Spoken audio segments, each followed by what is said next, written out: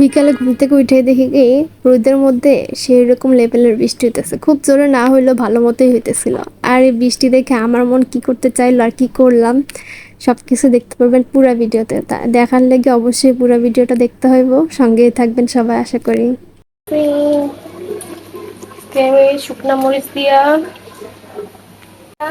রসুন, আস্তা রসুন দিছে ছোলা সহ, আর পেঁয়াজ দিছি সরু সরু, আর একটা কি মাছ,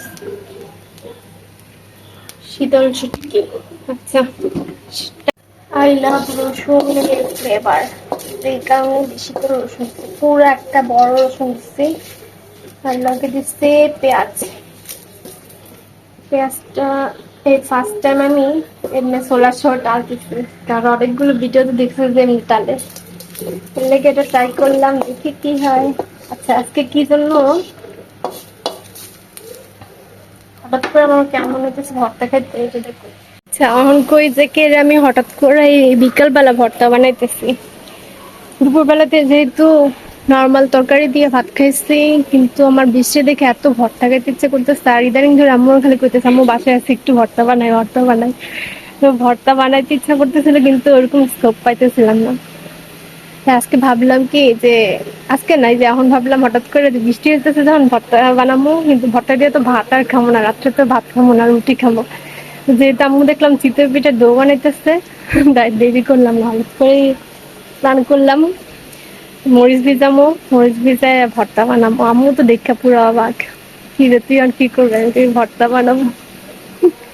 দেখা যায় কারা আছে, ওয়েদারটা আসলে অনেক সুন্দর, আমি নিজেই অবাক হয়ে গেছি যে কি রে হঠাৎ করে বৃষ্টি এলো কোত্থেকে। এত রোদ ছিল, একটু আগে রোদ ছিল, এখন তো মাগরিবের আজান দিব লেগে এরকম। ওই দেখেন দূরে বাচ্চারা খেলতেছে, ওই যে এটা দেখলে ছোটবেলার কথা মনে পড়ে। তো যাই হোক, বারান্দার অবস্থা খুব একটা ভালো না। তারপরে এই পাতাগুলো দেখলে একটু বারান্দা আসতে ইচ্ছা করে। আচ্ছা, পরে কথা কমনে আবার তোর সাথে কথা কইতে কইতে বারান্দায় গেছিলাম, আর আইয়া দেখে যে এরকম অবস্থা, মানে এই ভয়টাই গেছিলাম যে পুড়ে টুরে গেছে না। না যাক, আলহামদুলিল্লাহ পুড়ে নাই। আমি এটারে কি করবো, আম্মুর একটু ডাকি। আস্তে আস্তে আর দিক দিয়ে আইতে দেখেন কি সুন্দর কালার আসছে, আর যে সুন্দর স্মেল আসছে, আর আমার রসুনের গন্ধ এত ভালো লাগে। ভালোই কিন্তু হয়েছে না, পেঁয়াজগুলো আর একটু অনেক পেঁয়াজ তো দেরি করে দিছি, একটু আগে দিছি। ফার্স্টে আমি এখানে শুকনো মরিচ, তারপর হচ্ছে লবণ আর শুটকি দিয়ে নিছি।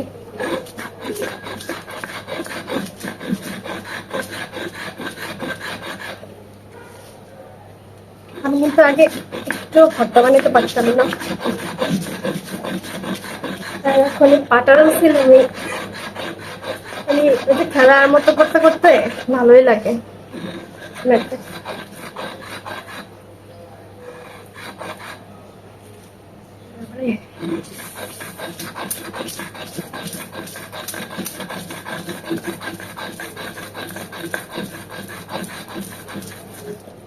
মরিচটা বাইটটা নেই, তারপর আবার আইতেছে। ভর্তা বানানোর সবচেয়ে কঠিন কাজ আমার কাছে মনে হয় এই যে এই কাজটাই, মরিচ বাটাটা। আপনারা কি করেন? মরিচ প্রায় বাটা শেষ, মানে ভর্তাটা এরকম ফিনিশিং এ হবো। সেই ঝাল রসুন দিয়ে দেবো। রসুনটি দেওয়ার সাথে সাথে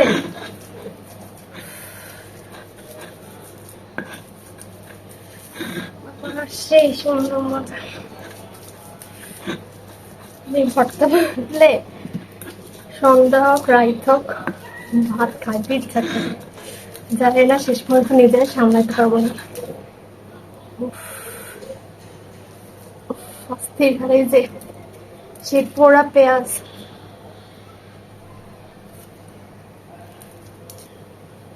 সোনাটা ছিল নাই।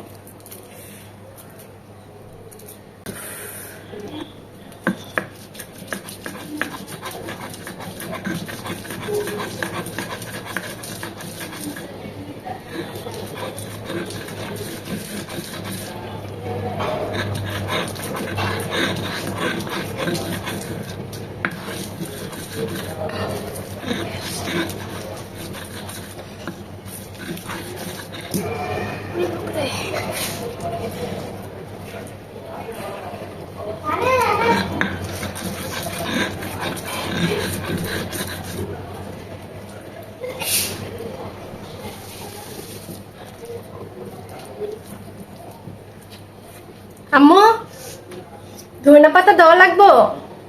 ধনিয়া পাতা লাগবো না। আর এই ভর্তাটা আমার ছোট ভাইয়ের এত পছন্দ, তোমার জন্য পছন্দের লাল ভর্তা। তুমি জানো এই ভর্তাটা মামার অনেক পছন্দ, জানো না? আচ্ছা খাইও না, যাও।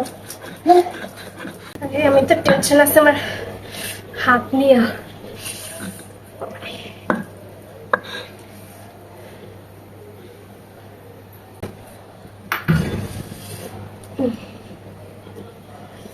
ভাত খেতে ইচ্ছা করতেছে না,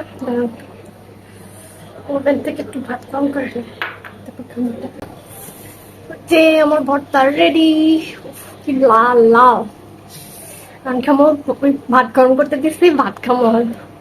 ওটা ভাত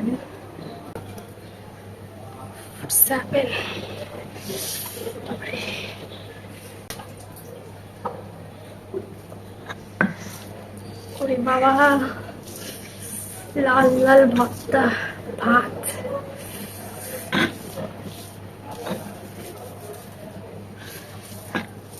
বানাইছিলাম পিঠা দিয়ে খাওয়ার দেখা, আর এখন খাবো ভাত।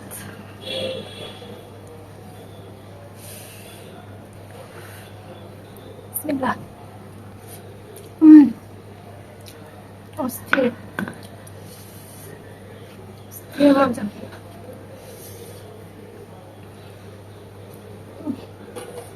এটা সোফা রুমে ফ্যানের বাতাস খেতে খেতে খাবো। আচ্ছা, পিঠা যদি হয় আপনাদের সাথে শেয়ার করবো, আর যদি ভালো না হয় তাহলে আজকের মতো পিঠা দিয়ে শেষ। অবেলায় ভাত খাইয়া আমার পেট তো মোটামুটি ভরে গেছিলো। তারপরও আম্মু যখন পিঠা বানাইলো, তার রেয়ানরে একটু খাওয়াইলাম চিনি দিয়া। আমার ছেলে তো জীবনে ভর্তা শুয়েও দেখবো না, আর আমি আমার এই ভর্তাটা খেলাম। তবে আলহামদুলিল্লাহ আম্মু যে পরিমাণ খুশি হয়েছে ভর্তাটা খাইয়া গেছে, সে 1 নম্বরে ভর্তা হয়েছে। আমার নাকি মানুষ 10-এ 10 দিব। জানি না কেমন হয়েছে আপনাদের কাছে। যদি ভালো লেগে থাকে তাহলে অবশ্যই লাইক কমেন্ট শেয়ার দিয়ে পাশে থাকবেন। ভালো থাকবেন সবাই, আল্লাহ হাফেজ।